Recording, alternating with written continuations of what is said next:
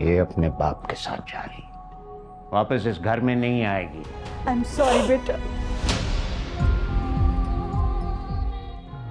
अगर ये मैं भूल जाता यहाँ पे तो कौन लाके देता मुझे?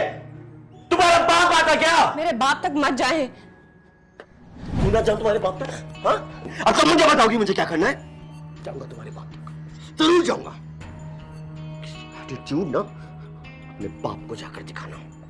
मेरे घर में रहना तो अपनी औकात में रहना।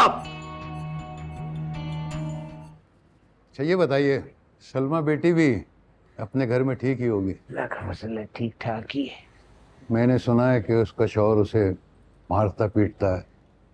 ये मेरे लिए बहुत तकलीफ देह है। ये आपने किससे सुना है? वो दरअसल मेरे ड्राइवर का भाई उनके घर में खानसामा है। पूरी सारी बातें उसने मुझे बताई हैं। आइए आइए कुरैशी साहब, बैठिए। इसलिए आप मेरी बेटी को अपने घर लेकर आए थे? मैं समझा नहीं। मैं भी नहीं समझा था, अब मैं समझ गया हूं। चलो सलमा आओ।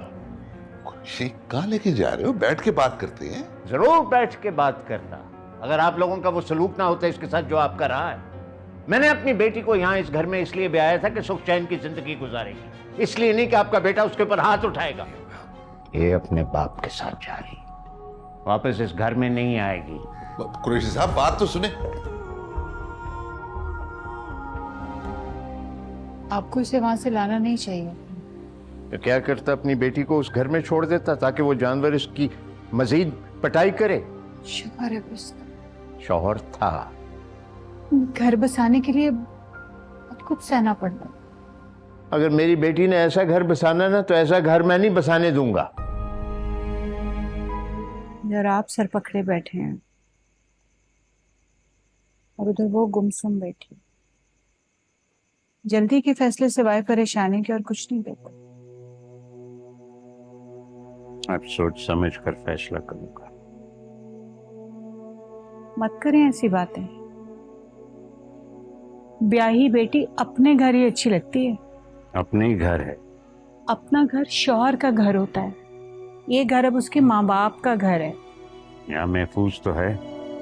क्या करेंगे बेटी को घर बिठा के? क्या मुस्तकबिल होगा उसका यहाँ? क्या करेंगे उसके लिए? कौन बोल रहा है? फरहत बात कर रही हूँ। जी फरमाइए। मुझे समझ में नहीं आता आप लोग चाहते क्या हैं? इस तरह से हाथ पकड़ के अपनी बेटी को ले गए। इस तरह से बसाई जाती है बच्चियां? हमने तो अपनी बेटी आपके घर बसने के लिए भेजी थी, लेकिन अगर आप लोग उसे मार मार कर बसाना चाहते हैं तो ऐसे नहीं बसते घर। देखें, मियाँ बीवी के झगड़ों में ऐसी बहुत सी बातें हो जाती हैं। औरत को ही कुर्बानी देनी पड़ती है घर बसाने के लिए। जी, मेरी बेटी मार भी खाए और कुर्बानी भी दे। आप अपने बेटे को क्यों नहीं समझाती कि उस पर हाथ ना उठाए? देखिए, बात का बतंगड़ ना बनाए आप लोग। रोज रोज नहीं मारता वो उसे। आपको जिसने भी कहा है झूठ कहा है। वो तो उस दिन झगड़ा हो गया था और आतिफ को गुस्सा आ गया था, बस। और गुस्से में वो इतना बेकाबू हो जाता है कि मार मार कर मेरी बेटी के चेहरे पे निशान डाल देता है। इतनी भी बच्ची नहीं है आपकी बेटी। निहायत ही गैर जिम्मेदार और जबान दराज है वो।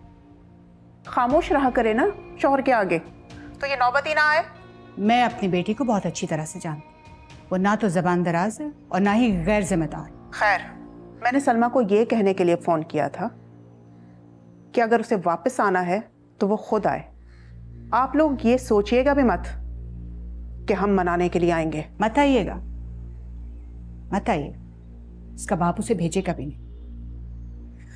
और हम जो भी फैसला करेंगे आपको इत्तला कर देंगे। खुदा हाफिज।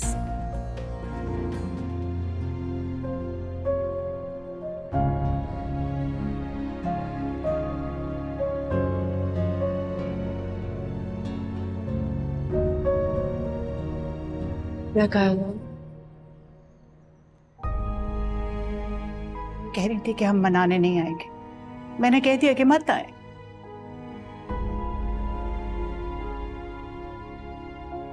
हमें सिर्फ तुम्हारा सुख अजीज। तुम अगर उस घर में खुश नहीं हो तो हम तुम्हें कभी मजबूर नहीं करेंगे कि तुम घर बसाओ।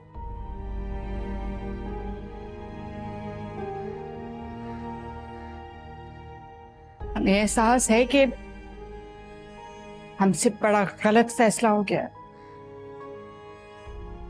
लोगों का पता ही नहीं चलता, देखते कुछ हैं और निकलते कुछ। सही कह रहे हैं, लोगों का वाकई पता नहीं चलता।